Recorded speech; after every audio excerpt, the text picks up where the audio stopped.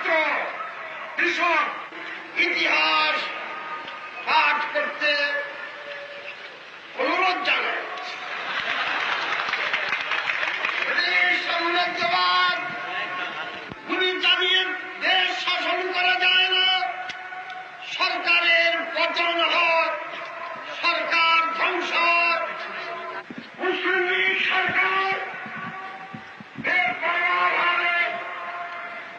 ব্যবসা বাণিজ্যের সম্পর্ক আজ ভারতের কোটি কোটি মানুষের সঙ্গে